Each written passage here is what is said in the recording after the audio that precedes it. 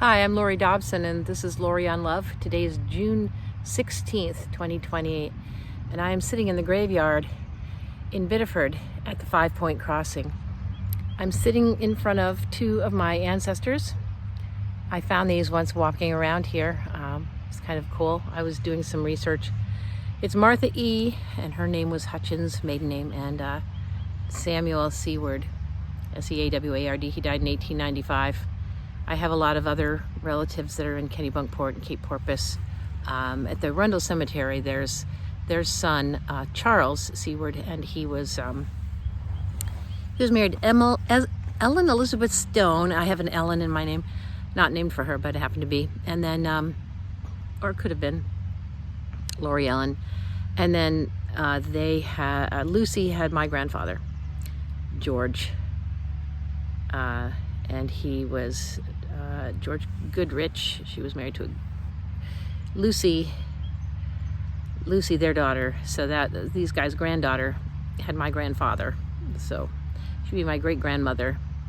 Lucy had my grandfather, and their graves are all in the Arundel Cemetery. So it's kind of, I guess it sort of makes me a native in one way or another, according to some calculations. Anyway, I was just trying to understand something about my roots. This guy, Charles Seward, came from North Vassalboro, but before that they were in Portsmouth, and I think there's some Whipples and Wentworth or something. There's some history of family names, and they did pretty well. But he came down to Kennebunkport, and that's why I'm from here, because my grandfather's ancestors. This is 5 Points. Life goes on. This whole place is full of other people's stories, and you want to think about love and what matters over time. And you come to a cemetery and spend a little bit of time. It's pretty awesome. I did that with Robert Frost's grave over in Bennington, Vermont. That's a beautiful, beautiful place to go. And so I'm talking about love today in terms of the fact that there's going to be a whole, the flags here for the revolution, and other wars. Oh, by the way, there's a couple Goodriches over there in the corner. That's my grandfather's father's side. This is his mom's side. Is my grandfather's mother's side. My grandmother on my dad's side came from Nova Scotia, from Cape North, Cape Breton, and we found some graves there too. It's pretty cool. Mary McIntosh, his mother's grandfather and grandmother, Mary McPherson McIntosh. Anyway, so it's pretty cool. It does this show that it's definitely a white background in the extreme, and not even any Catholics in here. The attempt to assert a white dominance in America and to do it on a plutocracy based on French, the ideals of the French Revolution and other Renaissances, German scholars and thinkers, and many others, and the art, the possibilities of a happy society. I think we just we didn't realize that when we don't secure the rights for everybody equally, it just doesn't last. It collapses. And this woman right here, 1909, she Martha, her daughter. Her mother, Hannah, or was it her daughter? So I think there's a Hannah in here too. I better check. At any rate, the sad part of it is that that we're facing a failed human social experiment, like Cornell West said. I think he should be president right now. He has the moral leadership that we need. But he's one of the ones who can see what's coming and can speak truth to power, and they're all having him on finally now on the news, and everything's a little too late. I think that the collapse of the vested interests, it's going to be a pity party for them, but the rest of us are going to have to try to scramble and make something out of all this. I was in Occupy, and I saw what leaderlessness looks like, and they'll crush that. There'll be a lot of crushing going on. I really don't know what we're going to see in going forward. Here in this country, the border's closed. It's going to be worse, I think, than Germany. And it's not for lack of trying. It's not for lack of warning and effort going out. I fought hard. In the last 20 years, I've fought to get some systemic change, some real reform, called for things.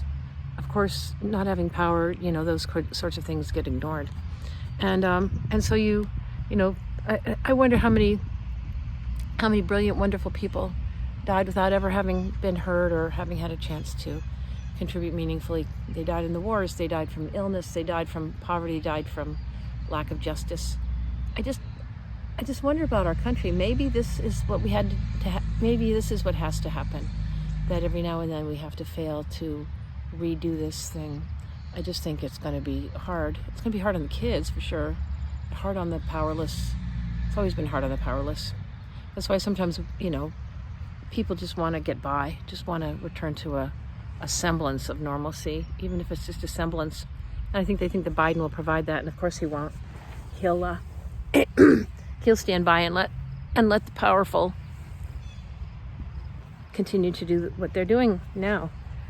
We've heard the poorest the poorest political campaign with the least amount of promising I think I've ever heard anyone give, and yet it seems to be enough for people at this point. So we're gonna have to just accept that this is coming due, and what can we do? We can fight for justice. We can fight on the side of the people that want change and want things to be better. It's not going to be perfect. Like in Seattle, the new Republic of Chaz in the Capital District, where my son lived nearby there once, and my daughter. It used to be a thriving black community before, of course, it was crushed and gentrified, and now it's taken over. They've taken the police station over, and they'll set up something there for a while, and of course that won't be allowed to endure. Or maybe it will. I don't know. Things are different now. Change is happening.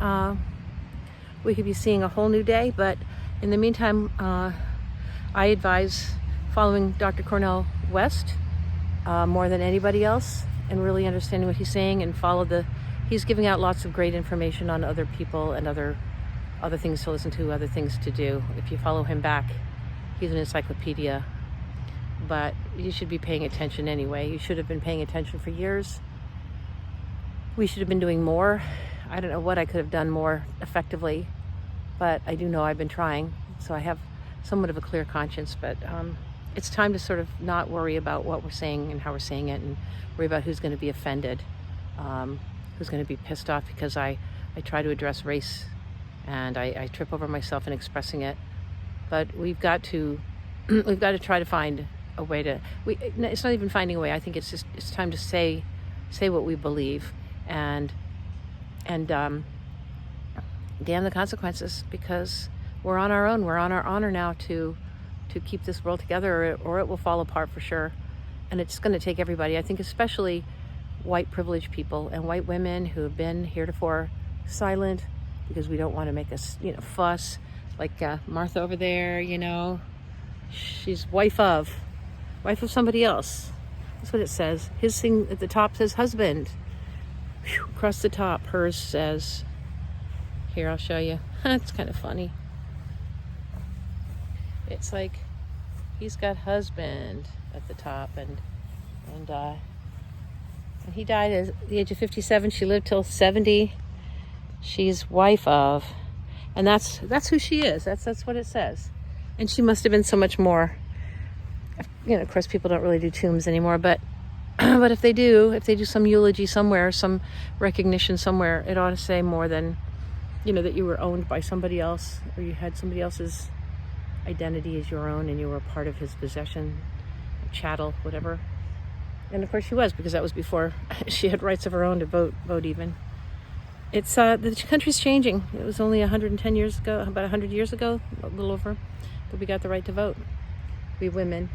We got to do more with it than we've done so far. We have to really own it and seize it and do something. It's time to change the world, ladies. So that's my message today. My message of love. We're the ones who pay for childbirth with our bodies and raising children, mourning their loss, taking care of husbands who usually die sooner for some reason, whether, for whatever reason. That guy lived till he was 57. We're supposed to We're supposed to marry men older than us. Whatever. Doesn't matter. What matters is that we love and we take care of our world. I've got a bit of a cough. I think I swallowed a bug. Anyway, have a great day. Bye.